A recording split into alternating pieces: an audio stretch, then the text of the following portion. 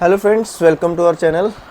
आज हम बात करेंगे रॉटवाइलर बारे में। सबसे पहले इस ब्रीड के बारे में बात करते हैं। इस ब्रीड को गार्ड पर्पस के लिए यूज़ किया जाता है, बट आजकल देखा गया है कि लोग इसको फ्लैट सिस्टम में अपने घरों के अंदर भी रख रहे हैं और बहुत सक्सेसफुल वो रह रहे हैं इसको रखने में। तो इसको एक एग्रेसिव ब्रीड के बारे में जाना जाता है, बट ये उतना एग्रेसिव है नहीं है जितना लोगों ने उसको हवा बना रखा है। अगर अच्छे तरीके से अगर आप इसको शुरू से रखें, प्रॉपर ट्रेनिंग दें। तो रॉटवाइलर रखना है तो ट्रेनिंग तो आपको देनी पड़ेगी। प्रॉपर ट्रेनिंग होगा तो बहुत ही बेहतरीन कंपेनियन के तौर पे आपके साथ 12 से 15 साल एक फैमिली मेम्बर की तरह रहेगा। इसके बाद सबसे पहले हम बात करते हैं रॉटवाइलर की क्वालिटी के बारे में। तो रॉटवाइलर की क्वालिटी के बारे में बहुत ज़्यादा डिबेट है, ज़्यादा डीप नहीं जाएंगे, हल्का फुल्का आपको ऊपर से बताएंगे कि रॉटवाइलर की, अगर आप फर्स्ट टाइमर हैं रॉटवाइलर को ले रहे हैं, सबसे पहले एक अच्छे ब्रीडर से रजिस्टर्ड ब्रीडर से, ना कि कहीं इंस्टाग्राम पे किसी की वीडियो देख ली तो ले लिया, वैसा कुछ मत करें। एक अच्छे ब्रीडर से जाके लें। सबसे पहले जो भी आप पपी ले रहे हैं उसकी एज कम से कम 40 डेज़ होनी चाहिए। वैसे तो 45 डेज़ होनी चाहिए, बट अगर 40 डेज़ का भी ले रहे हैं तो चल जाएगा। उसके बाद जो आपका रॉटवाइलर है, जब आप ख़रीदते हैं, अगर वेट की बात करें तो एक 40 दिन के बच्चे का जो वज़न है 1 किलो से लेके 1 किलो 200-300 ग्राम इतना मिनिमम होना चाहिए। उसके बाद रॉटवाइलर का जो सबसे खूबसूरत पार्ट है उसका फेस। अगर आप ध्यान से देखेंगे तो रॉटवाइलर का जो फेस है, इसके जो कान हैं ये बाहर की तरफ अगर आपको उठे हुए दिखते हैं, जिस तरह से ये अगर उठे हुए हैं तो उसकी क्वालिटी में फ़र्क रहेगा। जैसे कि आप देख सकते हैं इसके कान बिल्कुल इसके हेड के साथ चिपके हुए हैं, तो इस तरह से एक अच्छी क्वालिटी में रॉटवाइलर आता है। दूसरी चीज़, इनका नोज़ जो है जर्मन शेफर्ड और गोल्डन रिट्रीवर की तरह बाहर की तरफ नहीं होता, अंदर की तरफ होता है। ये चीज़ है। तीसरी चीज़ है इसका जॉ बहुत स्ट्रॉन्ग है और ये बाहर की तरफ निकला होता है। अगर आपका मज़ल और इसका जॉ को देखेंगे तो ये चीज़ इसकी बाहर की तरफ होती है, इसके मज़ल के अकॉर्डिंग। उसके बाद इनका पंजा नॉर्मली डॉग्स से हैवी होता है, तो उसको भी आप ध्यान में रख सकते हैं। इनके जो नाखून रहते हैं वो प्रॉपर ब्लैक कलर में होते हैं। कई ब्रीड्स में नाखून थोड़े सफ़ेद भी आते हैं, बट इनके प्रॉपर ब्लैक कलर में आपको इनके नाखून दिखेंगे। तो ये हल्की फुल्की इसकी पहचान है जो आप रॉटवाइलर की देख सकते हैं। तो इस तरह से आप एक अच्छा रॉटवाइलर जब आप लेने जाते हैं, ख़रीदने जाते हैं, तो इन चीज़ों का ध्यान रख के आप ले सकते हैं। और भी इनमें चीज़ें रहती हैं, जैसे इनके आँखों के इर्द गिर्द मार्क होना। इसकी चेस्ट पे हल्का सा वाइट मार्क आ सकता है, वो कोई बड़ा इशू नहीं है, पर बहुत बड़ा मार्क है तो डेफिनेटली उसमें कुछ मिक्सिंग है किसी और ब्रीड के साथ। तो इस तरह से आप एक अच्छा रॉटवाइलर चूज़ कर सकते हैं जब भी आप लेने जाते हैं। अब नेक्स्ट बात करते हैं रॉटवाइलर की डाइट के बारे में। तो जैसे कि आप देख रहे हैं, रॉटवाइलर का पपी कम से कम एज जब आप भी लेते हैं 40 डेज़ टू 45 डेज़ उसकी एज होनी चाहिए। तो उसको स्टार्टिंग में क्या दिया जाता है, रॉटवाइलर को जैसे आप एक छोटा बाउल लेंगे तो छोटे बाउल में आप क्या करेंगे, 20 ml पानी लेंगे। 20 ml पानी लेने के बाद उसमें आप सेरेलैक यूज़ करेंगे। आप कोई भी सेरेलैक यूज़ कर सकते हैं, ह्यूमन बेबी सेरेलैक भी यूज़ कर सकते हैं, बट मीठा होने की वजह से हम रेकमेंड नहीं करते हैं। तो आप नॉर्मल सेमोलैक या कुछ और प्रोडक्ट्स आते हैं वो आप यूज़ कर सकते हैं। हम किसी भी प्रोडक्ट का यहाँ पे प्रमोशन नहीं कर रहे हैं, तो आपको जो ठीक लगे आप एक पपी सेरेलैक, हमारी तरफ से रिकमेंडेशन है, वो यूज़ करें। 20 ml पानी लें, उसमें 1 स्कूप पपी सेरेलैक लाएँ।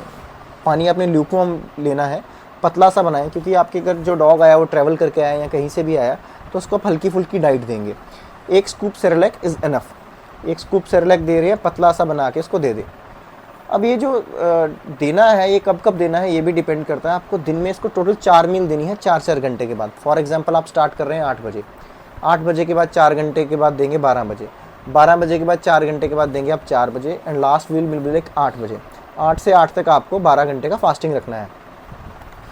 उसके बाद ये हो गया इसका इनिशियल डाइट। उसके बाद जब सेकंड थर्ड डे हो जाए, आपका पपी का स्टूल नॉर्मल है, तो उसके बाद आप क्या करेंगे, इसको स्टार्टर फूड पे लाएंगे। स्टार्टर फूड में बहुत सारे ब्रांड्स आते हैं, एक अच्छे ब्रांड के लिए जाएं, क्योंकि आपका रॉटवाइलर एक हैवी ब्रीड रहेगा, इसको अच्छा स्टार्टर होना ज़रूरी है।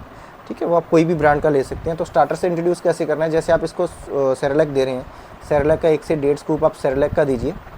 उसके बाद आप क्या करेंगे, जो स्टार्टर है या तो उसके कुछ 5-1 दाने आप भिगो के रख लें, जब वो सॉफ्ट हो जाए उसमें सेरेलैक मिक्स कर दें।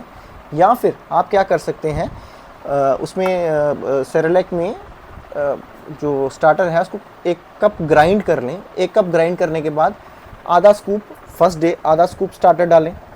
जब आप आधा स्कूप स्टार्टर डालेंगे उसको हल्की सी इंट्रोडक्शन हो जाएगी उससे, फर्स्ट डे उसको बचा लेगा। नेक्स्ट डे सेरेलैक में पूरा स्कूप डाल दें। इस तरह से धीरे धीरे आप स्टार्टर को इंक्रीज़ करेंगे। तो इस तरह से आप इसको स्टार्टर पे रख सकते हैं।